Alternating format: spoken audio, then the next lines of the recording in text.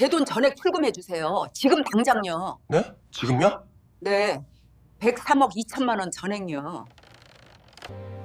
뭐? 몰라고요? 엄마 정신 차리세요. 72세 김숙자 할머니.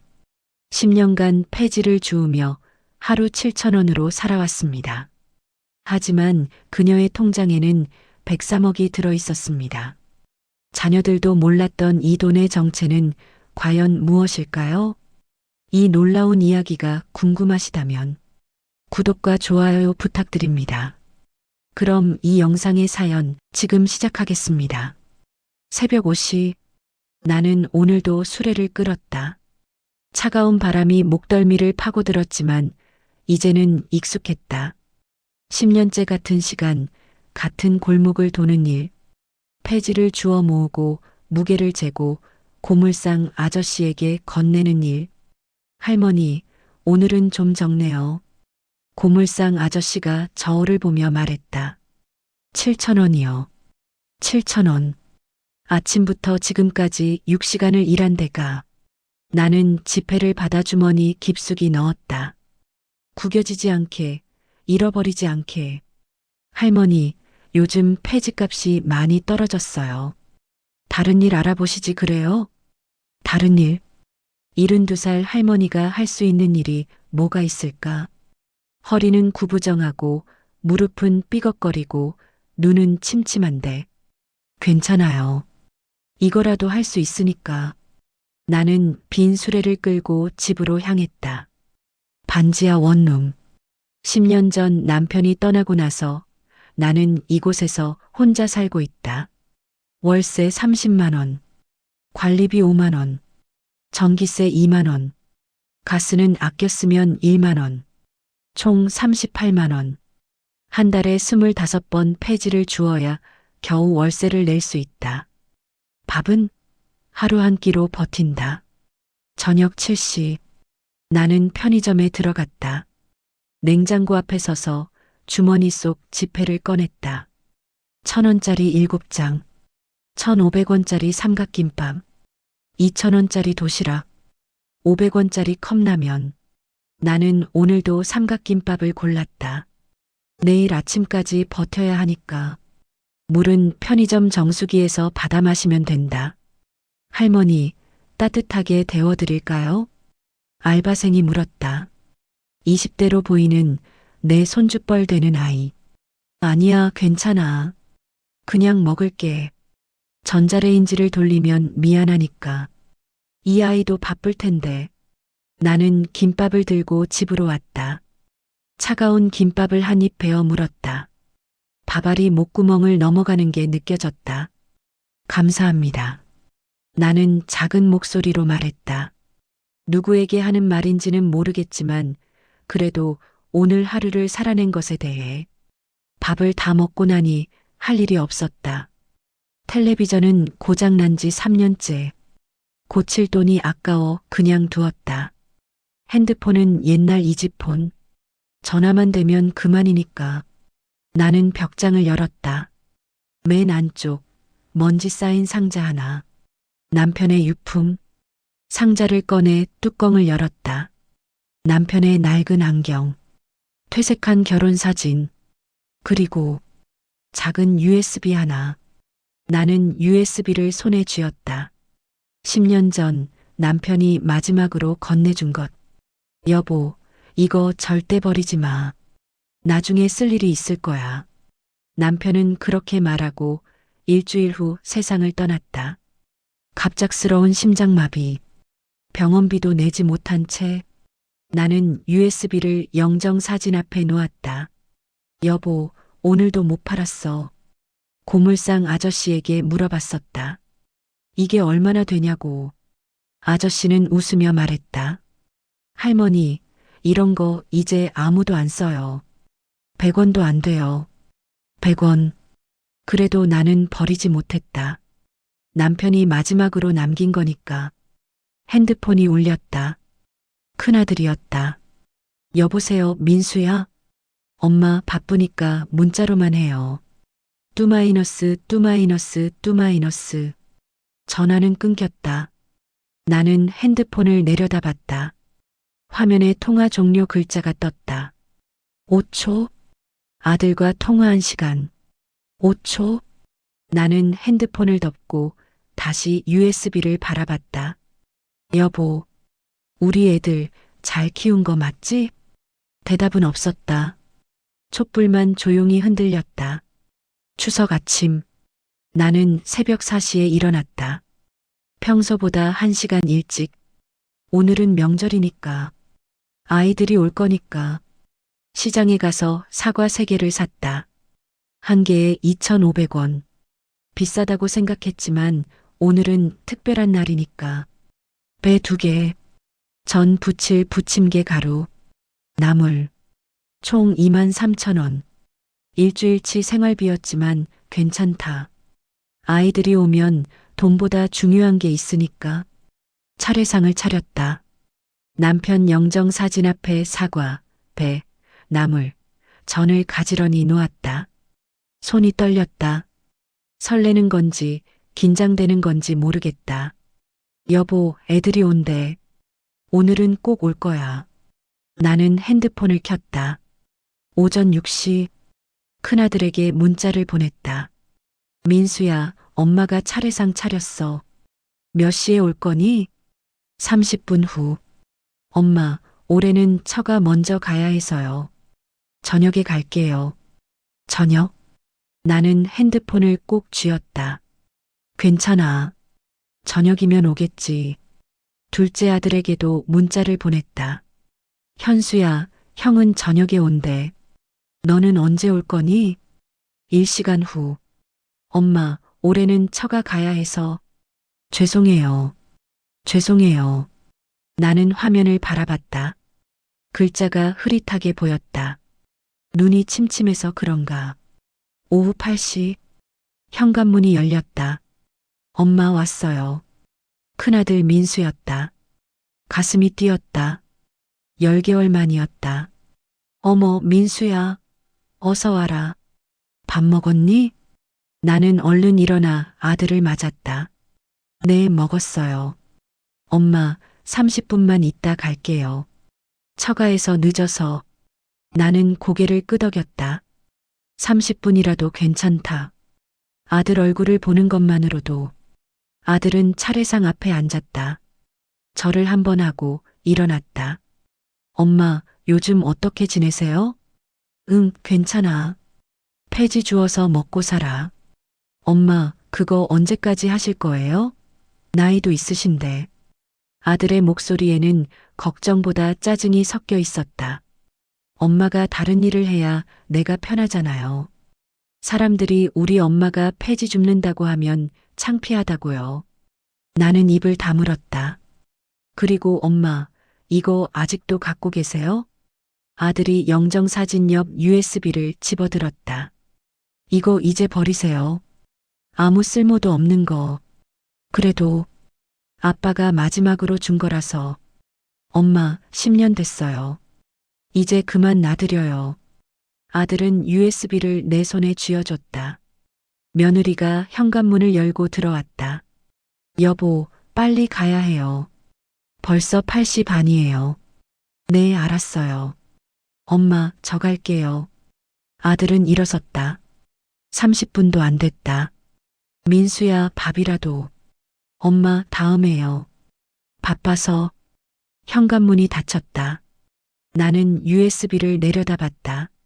아들 손때가 묻어 있었다. 새벽 3시. 현관문이 조용히 열렸다. 엄마, 주무세요? 막내딸 지혜였다. 나는 벌떡 일어났다. 지혜야, 왜 이렇게 늦게? 엄마, 미안해요.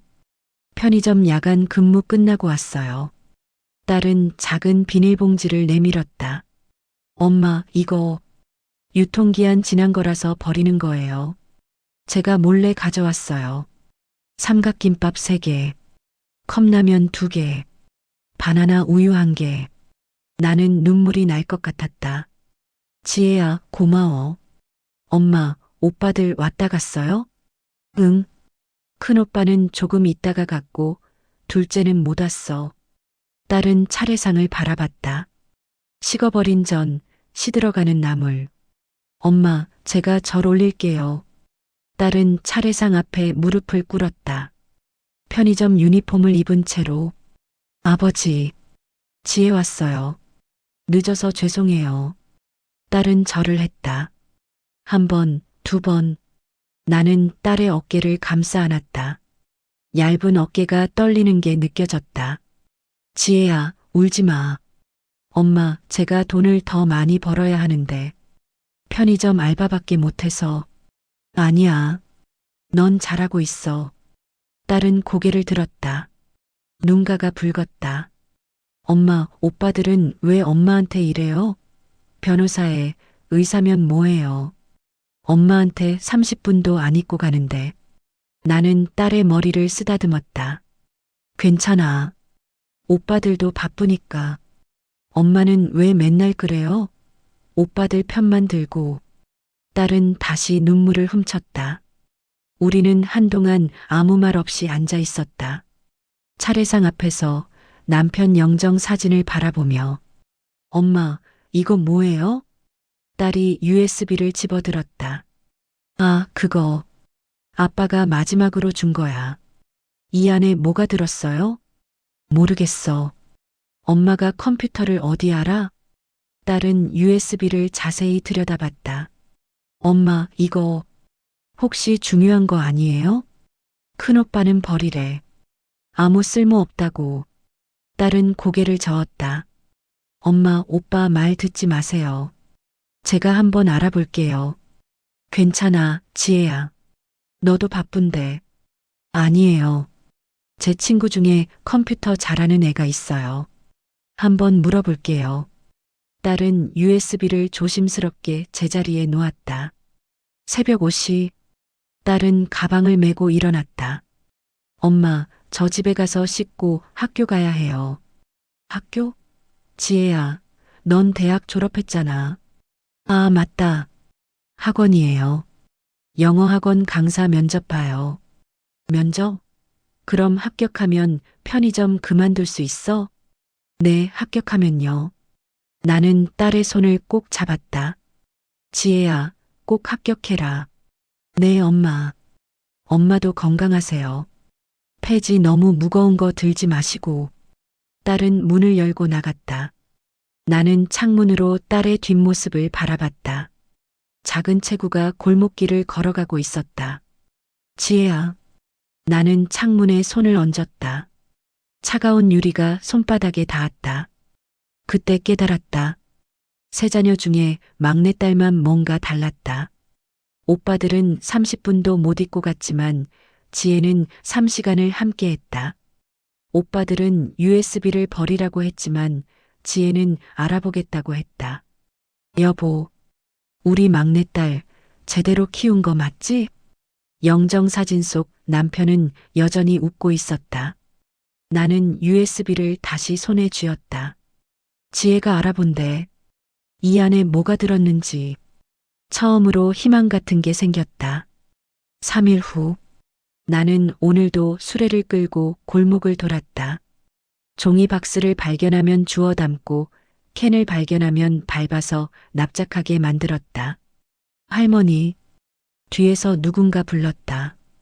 돌아보니 20대로 보이는 청년이었다. 깔끔한 옷차림에 스마트폰을 들고 있었다. 네. 할머니, 혹시 비트코인 아세요? 비트코인? 어디서 들어본 것 같은데. 뉴스에서? 아니면 잘 모르겠는데요. 청년이 핸드폰 화면을 보여줬다. 이거요. 암호화폐라고 컴퓨터로 거래하는 돈이에요. 요즘 엄청 올랐어요. 화면에는 복잡한 숫자들과 그래프가 그려져 있었다. 나는 안경을 고쳤었지만 잘 보이지 않았다. 왜 그걸 나한테? 아, 죄송해요. 제가 요즘 비트코인에 빠져서요. 2010년에 샀으면 지금 대박이었을 텐데 그때는 몰랐거든요. 2010년. 내 심장이 쿵 하고 뛰었다. 2010년이요? 네. 그때는 한 개에 몇백 원밖에 안 했는데 지금은 개당 5천만 원이에요. 믿어지세요? 5천만 원. 나는 입이 떡 벌어졌다. 그럼 그때 샀으면? 할머니, 그때 100만 원어치만 샀어도 지금 100억이에요. 100억? 100억? 청년은 웃으며 손을 흔들었다. 그럼 할머니, 저 가볼게요. 폐지 주우시느라 힘드시죠? 화이팅이에요. 청년이 사라졌다. 나는 그 자리에 멍하니 서 있었다. 비트코인 2010년 100억? 설마. 나는 수레를 버려두고 집으로 뛰었다. 무릎이 아파도 멈출 수 없었다. 집에 도착하자마자 벽장을 열었다. 남편 유품 상자. 손이 떨려서 뚜껑을 열기가 힘들었다. 안경, 결혼사진, USB. 그리고 이거다. 상자 바닥에 접힌 종이 한 장. 나는 종이를 펼쳤다. 남편의 손글씨였다. 메모 내용. 2010년 1월 15일. 비트코인 1000개 구매. 투자 금액 1000만 원. 지갑 주소 1A2B3C4DOE. 비밀번호 우리 결혼기념일. 여보, 이거 절대 버리지 마. 10년 후에는 값어치가 있을 거야. 우리 노후 자금이 될 거야. 사랑해. 나는 종이를 떨어뜨릴 뻔했다. 1000개. 아까 청년이 뭐라고 했지? 개당 5천만 원. 그럼 1000개면 5천만 원 1000개 500억? 아니, 내가 잘못 계산한 거겠지. 나는 다시 계산했다. 5천만 원에 10개면 5억. 100개면 50억. 1000개면 500억. 여보, 당신이 500억을 남긴 거예요? 손이 너무 떨려서 종이를 제대로 잡을 수가 없었다. 나는 핸드폰을 꺼냈다. 큰아들에게 전화를 걸었다. 여보세요, 민수야? 엄마, 무슨 일이에요? 바쁜데. 민수야, 엄마가 중요한 거 발견했어. USB 말이야. 그 안에 비트코인이라는 게 있대. 뭐요? 비트코인. 아빠가 2010년에 1000개를 샀대. 지금 개당 5천만 원이라는데 그럼 500억 아니야? 전화기 너머로 한숨소리가 들렸다. 엄마, 또 사기당하셨어요? 아니야, 아빠가 쓴 메모가 있어. 2010년 1월 15일에. 엄마, 정신 차리세요. 비트코인? 그게 뭔지는 아세요? 모르지. 하지만 아빠가. 엄마는 컴퓨터도 모르잖아요. 스마트폰도 못 쓰시면서. 누가 또 엄마 속인 거예요? 아니야, 민수야. 아빠가 직접 쓴 메모야. 필체가. 엄마, 제발 좀 정신 차리세요. 그런 거 다 사기예요. USB 그냥 버리세요. 고물상 가져가세요. 하지만, 엄마, 저 정말 바빠요. 재판 준비해야 해서 나중에 연락할게요. 뚜마이너스. 전화가 끊겼다. 나는 핸드폰을 내려다봤다. 사기라고 메모지를 다시 펼쳤다. 남편의 손글씨가 또렷했다.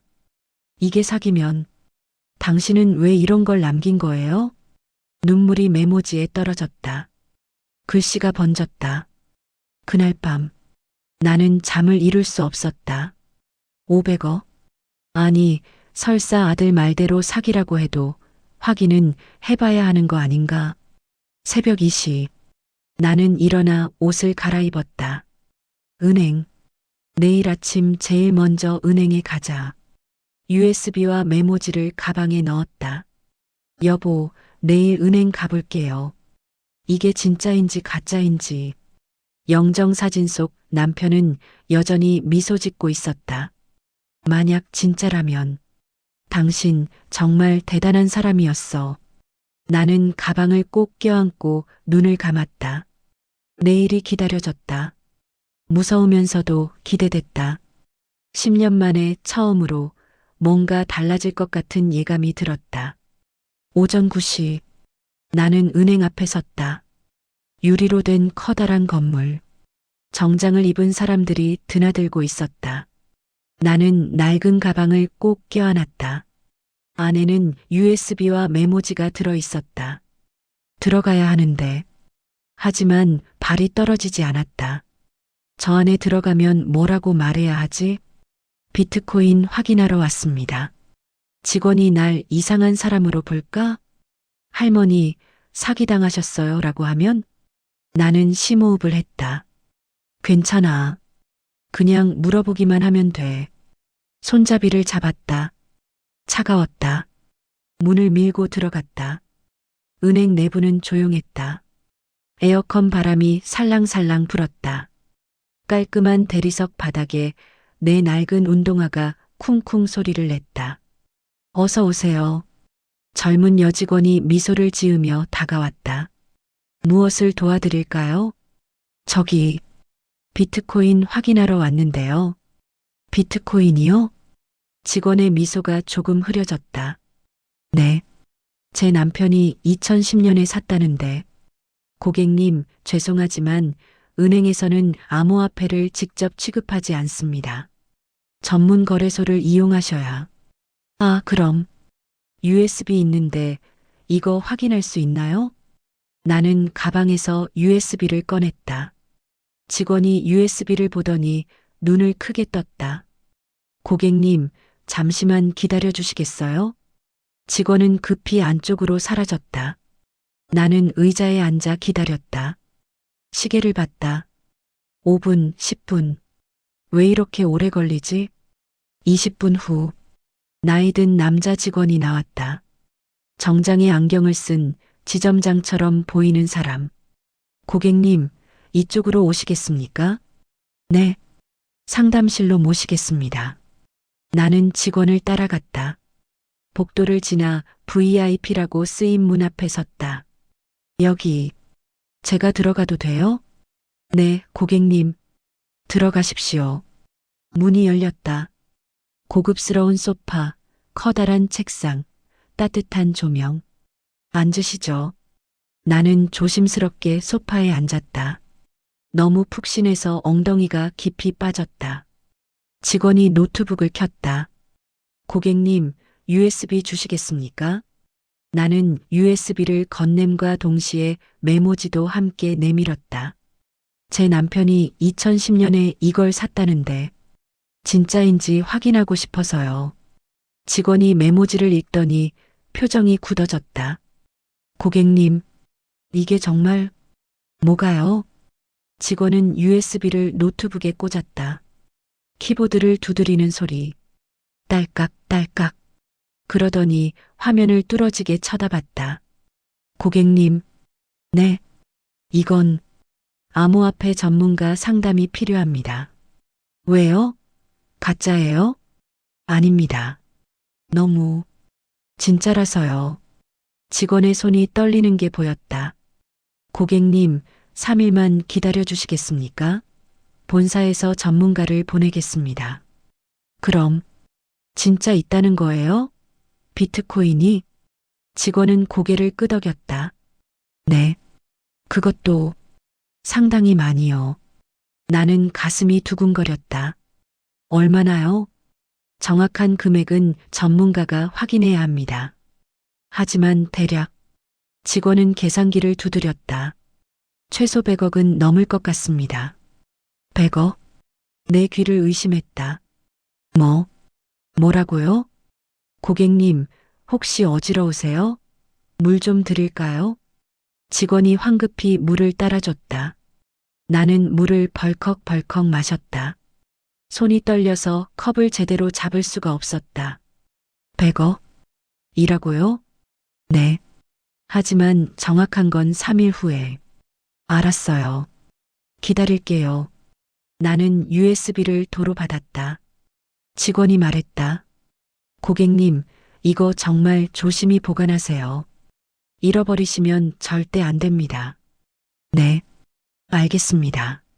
3일 후, 나는 다시 은행 VIP실에 앉아 있었다. 이번에는 정장을 입은 전문가 2명이 함께였다. 고객님, 확인 완료했습니다. 전문가가 서류를 내밀었다. 나는 서류를 받아들었다. 하지만 글씨가 너무 작아서 잘 보이지 않았다. 얼마인가요? 현재 시세로 계산하면 전문가가 심호흡을 했다. 103억 2천만 원입니다. 103억? 103억 2천만 원. 나는 숫자를 다시 세어봤다. 0이 8개. 10, 100, 1000, 1억, 10억, 100억. 맞다. 103억. 고객님, 괜찮으세요? 전문가가 물었다. 진짜예요? 네. 출금 원하시면 신분증과 USB만 있으면 됩니다. 지금, 당장요? 네. 원하신다면요. 나는 고개를 저었다. 아니요. 아직은 생각할 시간이 필요했다. 103억.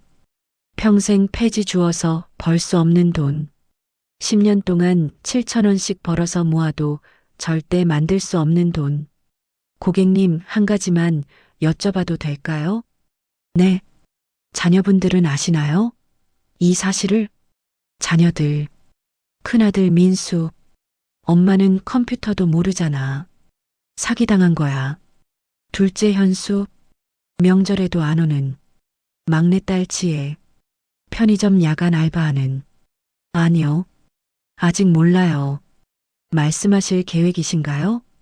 나는 잠시 생각했다. 큰아들에게 말하면 뭐라고 할까? 엄마, 당연히 3등분이죠? 둘째는?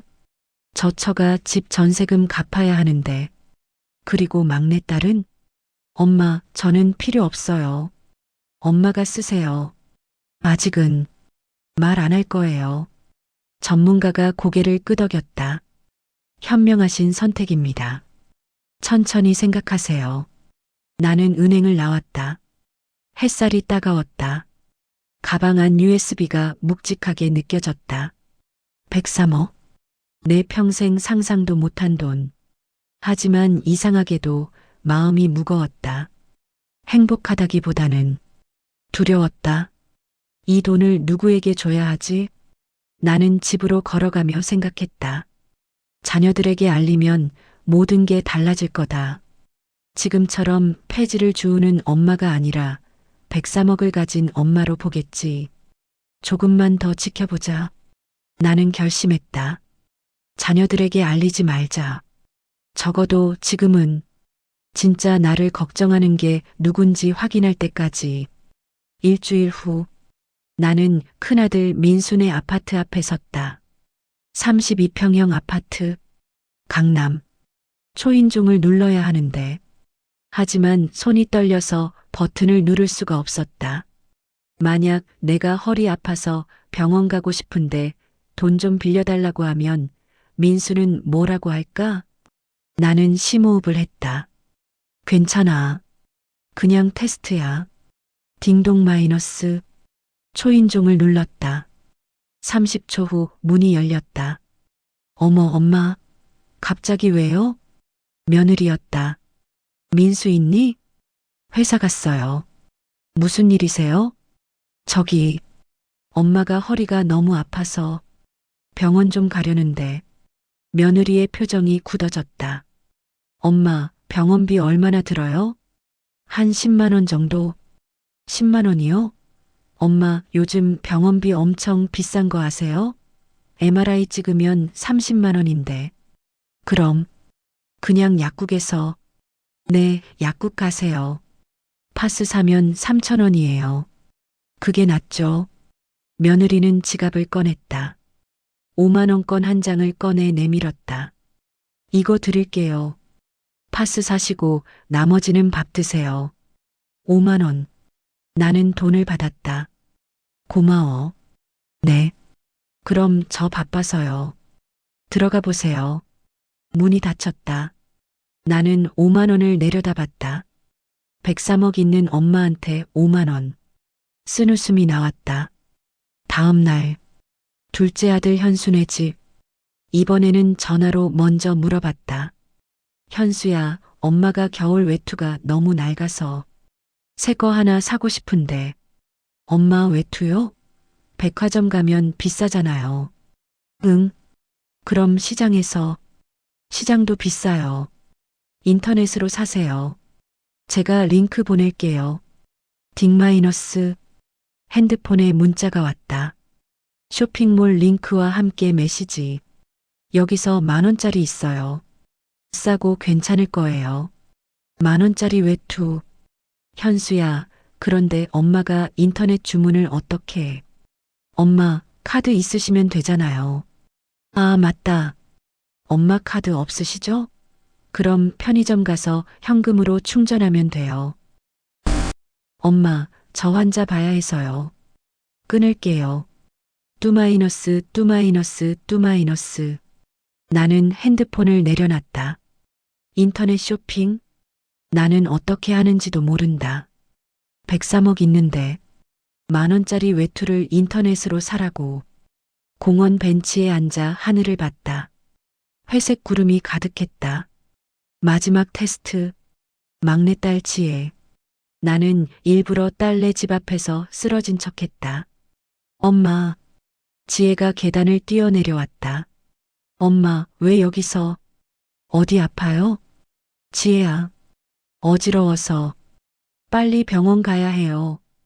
딸은 핸드폰을 꺼내 119에 전화하려다가 멈칫했다. 아, 구급차 부르면 돈 많이 들어. 제가 택시 잡을게요. 딸은 나를 부축해 일으켰다. 엄마, 조금만 참으세요. 제가 회사에 연락해서 조퇴할게요. 지혜야, 괜찮아. 그냥 좀 쉬면. 안 돼요. 병원 가야 해요. 딸은 나를 안고 계단을 내려갔다. 가느다란 팔에 힘을 잔뜩 주며. 응급실. 의사가 검사를 했다. 특별한 이상은 없으신데요. 혈압이 조금 낮으시네요. 영양 부족인 것 같습니다. 영양 부족이요? 딸이 나를 돌아봤다. 엄마, 밥 제대로 안 드셨어요? 아니야. 먹었어. 엄마. 딸의 눈에 눈물이 고였다. 진료비를 내려고 창구에 갔다. 딸이 지갑을 열었다. 10,000원짜리 몇 장과 동전들. 72,000원입니다. 딸은 지갑을 뒤졌다. 카드도 꺼냈다. 카드로 할게요. 결제가 거부됐다. 한도 초과입니다. 딸의 얼굴이 빨개졌다. 잠시만요. 딸은 급히 핸드폰으로 전화를 걸었다. 오빠, 나 지혜야. 급한데 7만 원만 빌려줄 수 있어? 전화기 너머로 큰아들 목소리가 들렸다. 지혜야, 나도 지금 여유 없어. 다음 달에 줄게. 오빠, 엄마가 응급실에 계세요. 병원비가. 엄마 또 아프셔? 지혜야, 내가 좀 챙겨드려. 나는 바빠. 뚜마이너스.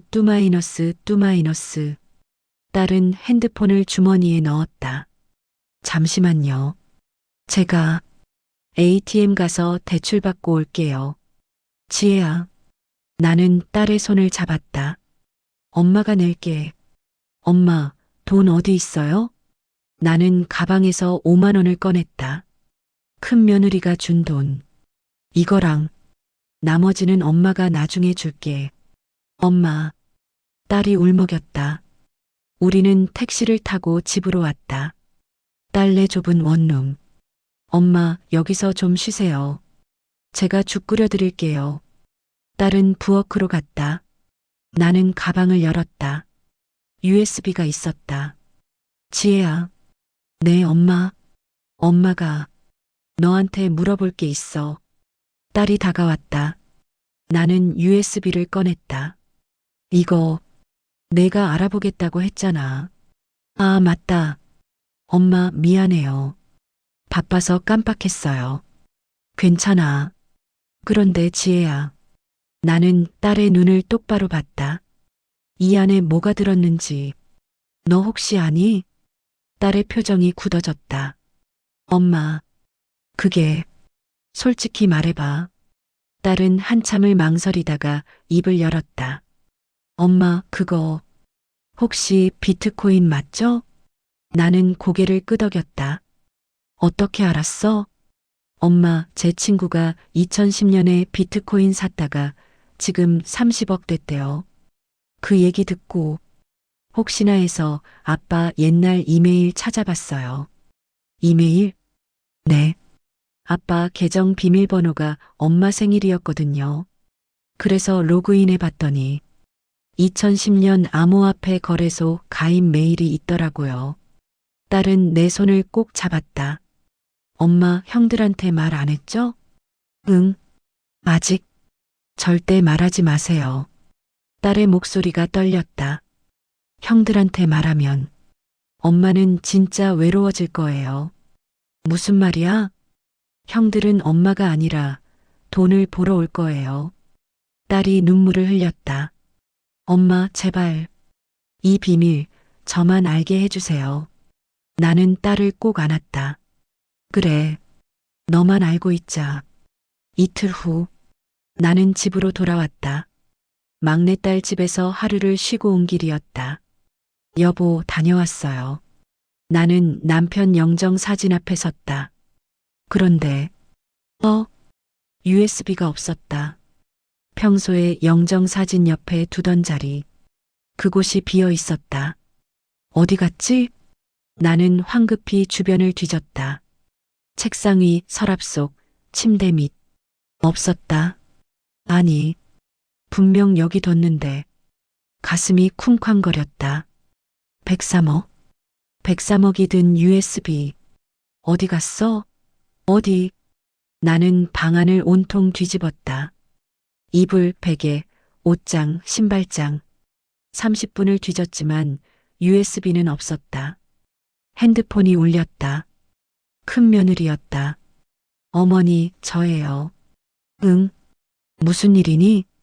어제 어머니 집에 청소하러 갔었어요. 허락도 안 받고 죄송해요. 청소? 청소를 왜? 어머니 혼자 사시는데 집이 지저분할까 봐요. 제가 좀 치웠어요. 나는 목소리를 낮췄다. 그때 뭐 버린 거 없니? 버렸죠. 쓰레기 엄청 많았어요. 오래된 종이 박스들이랑 먼지 쌓인 물건들. USB. 작은 USB는 못 봤니? USB요? 아, 그거요. 며느리가 웃었다. 어머니, 그거 진짜 오래된 거더라고요. 먼지 덮여 있길래 버렸어요. 뭐라고? 쓰레기 봉투에 넣어서 버렸어요. 어제 저녁에 수거됐을 거예요. 나는 핸드폰을 떨어뜨릴 뻔했다. 어느 쓰레기 봉투? 종량제 봉투요. 왜요? 중요한 거였어요? 지금 몇 시야? 오후 3시요. 쓰레기 수거 시간은 오전 10시. 5시간 전. 어머니, 왜 그러세요? 목소리가 떨려요. 나는 전화를 끊었다. 가방을 들고 집을 뛰쳐나갔다. 폐기물 처리장. 택시를 타고 달려왔다. 할머니, 여기 왜 오세요? 수희 아저씨가 물었다. 오늘 아침에 수거된 쓰레기. 어디 있어요? 이미 소각로로 들어갔어요. 소각로? 네. 오전 11시에 처리됐어요. 나는 주저앉았다. 그럼 다 탄 거예요? 네. 죄송합니다. 수희 아저씨가 나를 일으켜 세웠다. 할머니, 뭐 잃어버리셨어요? USB. 작은 USB. USB요? 그거 찾으시려고 여기까지 오셨어요? 아저씨는 고개를 저었다. 할머니, 포기하세요. 이미 제가 됐을 거예요. 103억이 제가 됐다. 안 돼. 안 돼. 나는 쓰레기 더미 앞으로 걸어갔다. 아직 소각 안 된 쓰레기들이 쌓여 있었다. 혹시 여기 있을지도. 나는 무릎을 꿇고 쓰레기를 뒤지기 시작했다. 비닐봉투를 찢었다. 썩은 음식물 냄새가 코를 찔렀다. 어디 있어? 1시간, 2시간, 3시간. 해가 졌다. 손에는 쓰레기 물이 묻었다. 옷은 더러워졌다. 하지만 USB는 없었다. 수희 아저씨가 손전등을 비춰줬다. 할머니, 이제 그만하세요. 못 찾으실 거예요. 조금만 더. 할머니, 집에 가세요. 위험해요. 나는 쓰레기 더미에 주저앉았다. 집으로 돌아왔다. 새벽 1시. 나는 샤워도 하지 않고 영정 사진 앞에 앉았다. 여보, 눈물이 주르륵 흘렀다. 10년. 당신이 남긴 거 다 사라졌어요. 103억? 아니, 돈이 문제가 아니었다. 남편이 마지막으로 남긴 선물. 우리 노후 자금이 될 거야라고 쓴 메모. 그 모든 게 사라졌다. 미안해요. 엄마가 잘 못 지켰어요. 나는 영정 사진을 안았다. 이제 어떡하죠? 대답은 없었다. 촛불만 조용히 타들어갔다. 새벽 3시. 핸드폰이 울렸다. 큰아들이었다. 여보세요. 목소리가 쉬어 있었다. 엄마, 저 민수예요. 응? 엄마, USB 찾았어요. 나는 벌떡 일어났다. 뭐라고? 제가 보관할게요. 엄마 혼자 계시면 또 잃어버리실까봐. 민수야, 내가 어떻게... 며느리가 우연히 발견했대요. 쓰레기 봉투 버리기 전에. 거짓말. 며느리는 분명 버렸다고 했다. 민수야, 진짜 찾은 거야? 네. 걱정 마세요. 제가 안전하게 보관할게요. 엄마가 직접 가져가도 될까? 엄마, 제가 보관하는 게 나아요. 은행 금고에 넣어둘게요. 은행 금고. 뭔가 이상했다. 민수야, 그 USB 엄마한테 꼭 필요한 거야. 내일 가져다 줄 수 있니? 엄마, 그 USB에 뭐가 들었길래 이렇게 집착하세요? 집착? 아들이 나를 집착한다고 표현했다. 민수야, 엄마, 내일 얘기해요. 자야 해서 끊을게요. 뚜마이너스. 나는 핸드폰을 내려다봤다. 뭔가 잘못됐다. 아들 목소리가 평소와 달랐다. 너무 차가웠다. 설마. 나는 가슴이 철렁 내려앉았다. 큰아들이 USB 안에 뭐가 들었는지 알아낸 건 아닐까? 그날 밤 나는 잠을 이룰 수 없었다. 창밖을 보니 비가 내리고 있었다. 다음 날 오후 막내딸 지혜가 전화를 걸어왔다. 엄마, 큰오빠네 집에 지금 계세요? 아니. 왜? 엄마, 지금 당장 큰오빠네 가세요. 그리고 초인종 누르지 말고 문 앞에서 기다리세요. 무슨 소리야? 제발요, 엄마. 저 믿고 지금 가세요. 딸의 목소리가 떨렸다. 알았어. 나는 택시를 탔다. 큰아들 민수네 아파트. 현관문 앞에 섰다. 초인종을 누르려다가 딸 말대로 그냥 기다렸다. 안에서 목소리가 들렸다. 큰아들과 둘째 아들. 형, 진짜 103억 맞아? 은행에서 확인했어. 103억? 아들들이 알고 있었다. 미쳤다. 엄마가 103억을 갖고 계셨어? 그러니까. 나도 처음엔 안 믿었는데 USB 은행 가져가서 확인했더니. 그럼 우리가 받을 수 있는 거야? 당연하지. 엄마 돌아가시면 상속받잖아. 형, 그런데 엄마 아직 살아계시는데. 큰아들이 웃었다. 그래서 방법을 생각했어. 무슨 방법? 엄마 치매 진단서 받는 거야. 치매? 엄마가 치매는 아니잖아. 아니, 그냥 병원 가서 치매 검사받게 하면 돼. 나이도 많으시고 요즘 건망증도 있으시잖아. 그래서 치매 진단 나오면 우리가 후견인 신청하는 거지. 그럼 엄마 재산을 우리가 관리할 수 있어. 후견인. 이면 우리가 돈을 쓸 수 있다는 거야? 그렇지.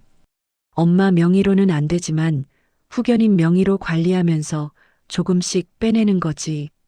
둘째가 망설였다. 그런데 형, 그게 괜찮아?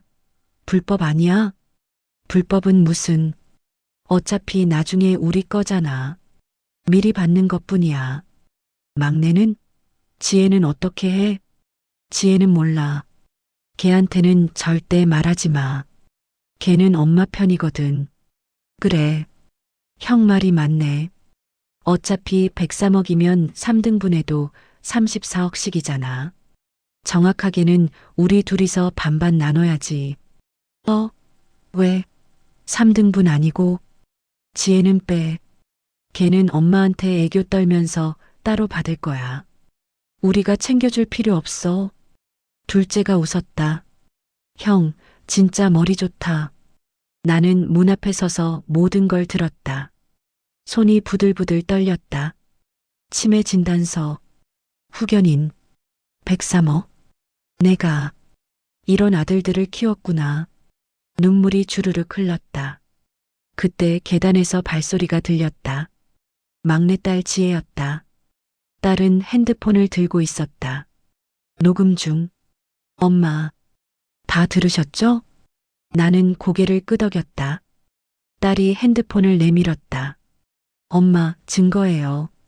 이거 가지고 은행 가세요. 은행? 네. 오빠들이 USB 가지고 뭘 하려고 했는지 확인하세요. 은행 VIP실. 나는 직원 앞에 앉았다. 고객님, 어떻게 오셨습니까? 제 USB 거래 내역 좀 조회해 주세요.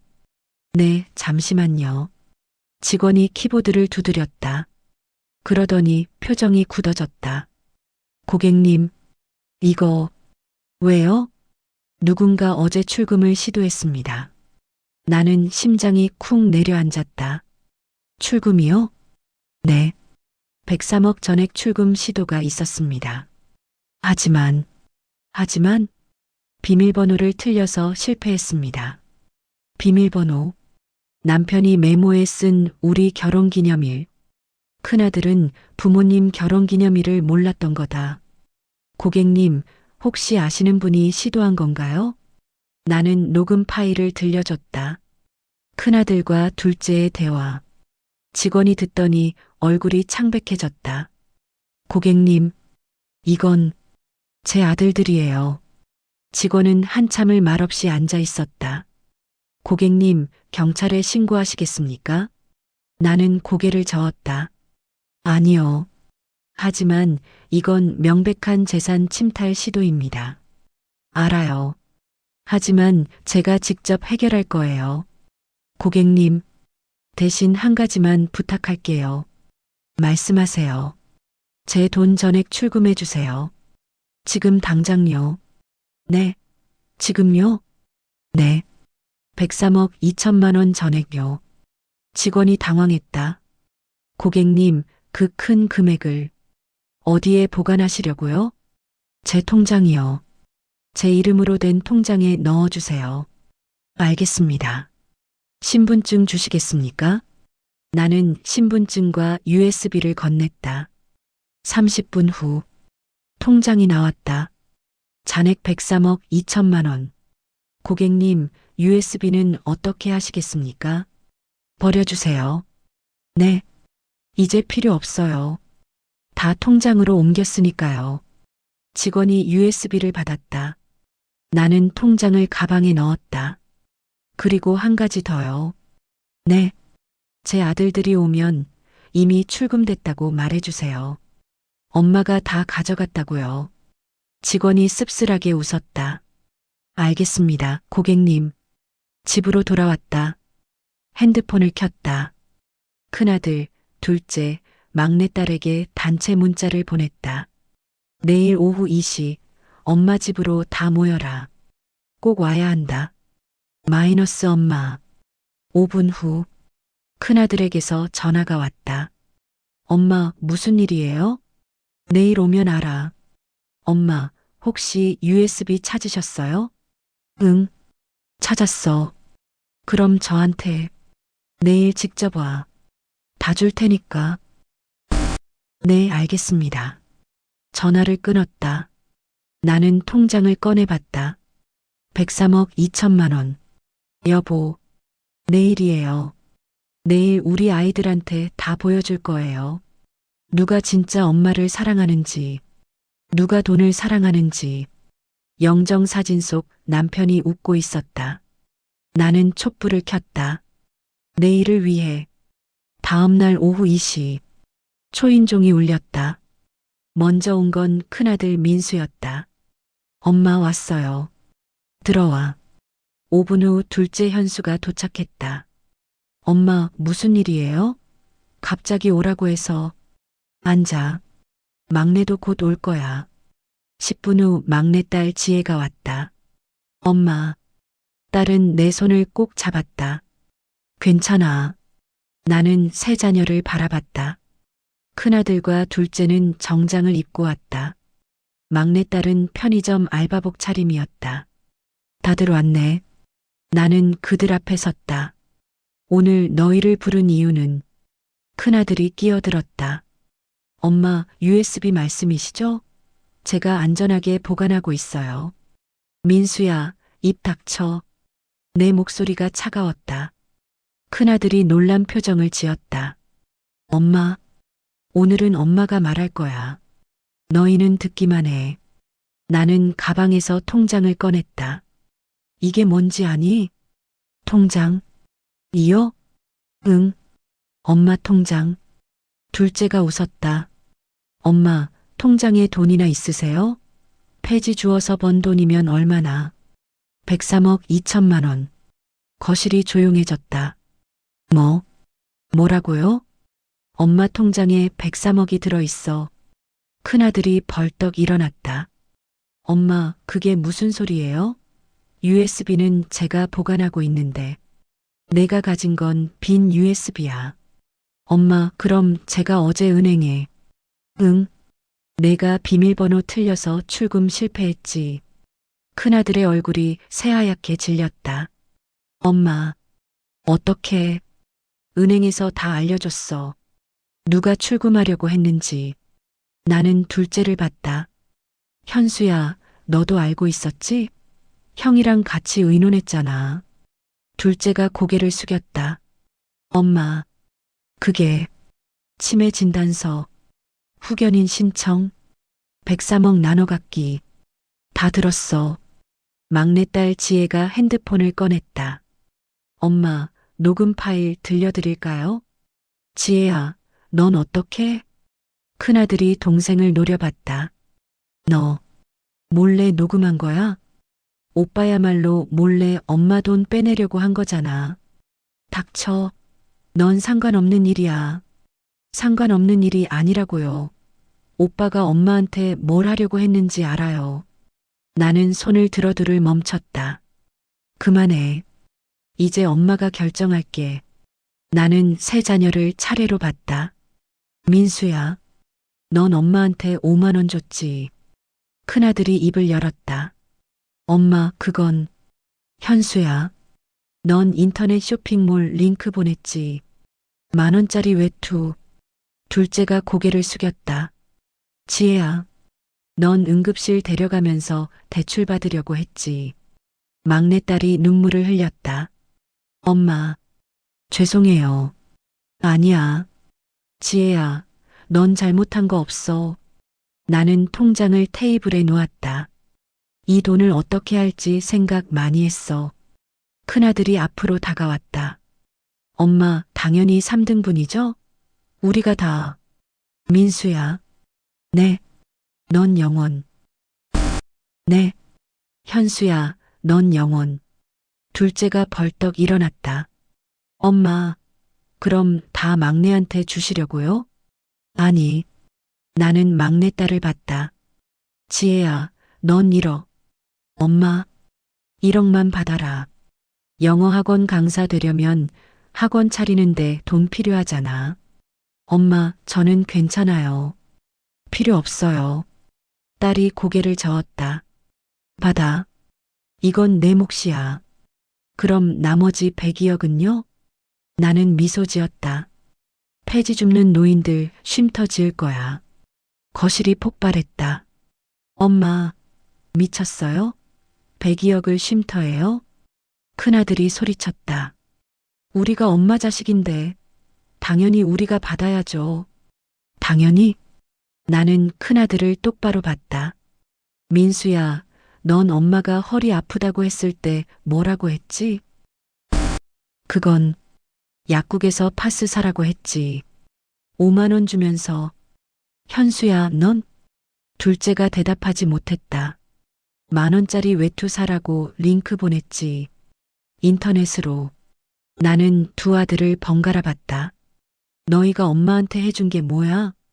명절에도 30분 있다가 가고 전화해도 바빠요 하고 끊고 그런 너희가 103억은 달라고?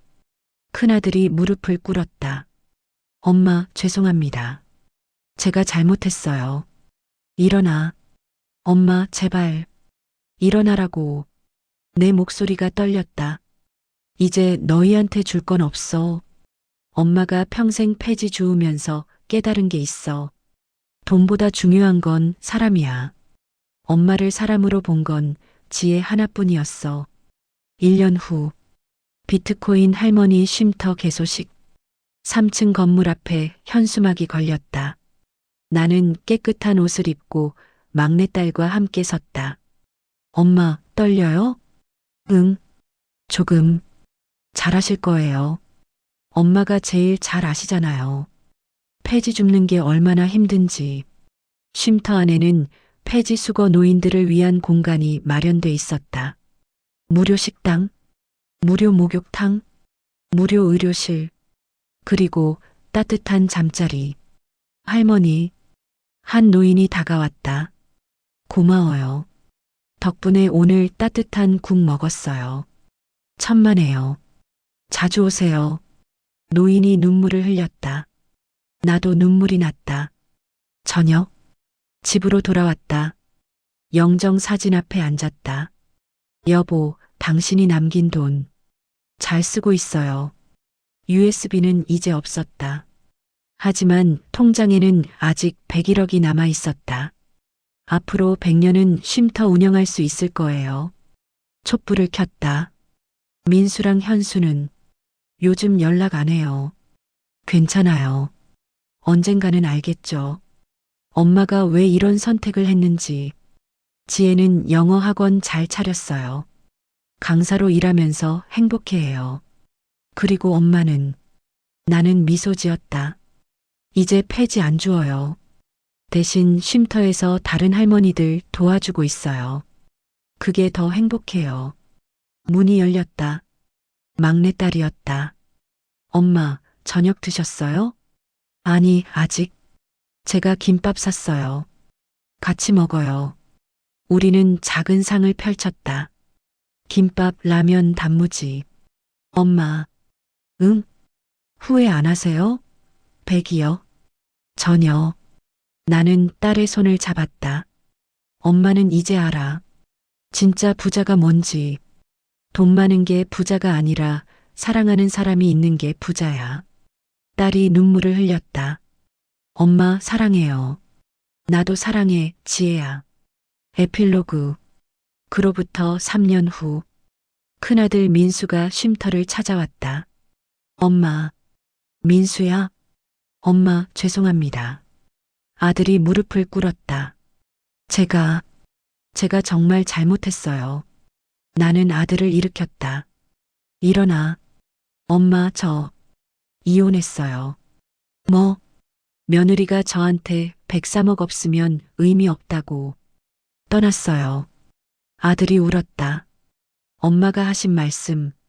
이제야 알겠어요. 돈보다 사람이 중요하다는 거. 나는 아들을 안았다. 이제라도 알았으면 됐어. 엄마, 저 여기서 봉사해도 될까요? 그럼, 환영이야. 큰아들은 그날부터 쉼터에서 일하기 시작했다.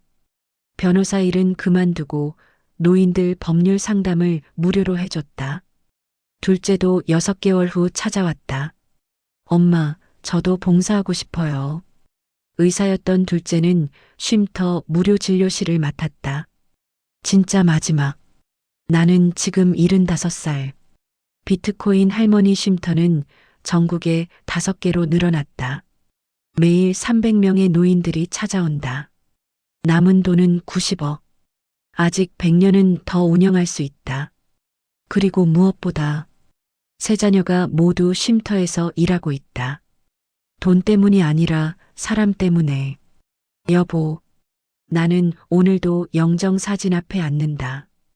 USB는 지금도 내 품에 있다. 빈 USB지만 괜찮다. 남편이 남긴 건 103억이 아니었다. 사랑이었으니까. 고마워요, 여보. 당신 덕분에 엄마는 진짜 부자가 됐어요.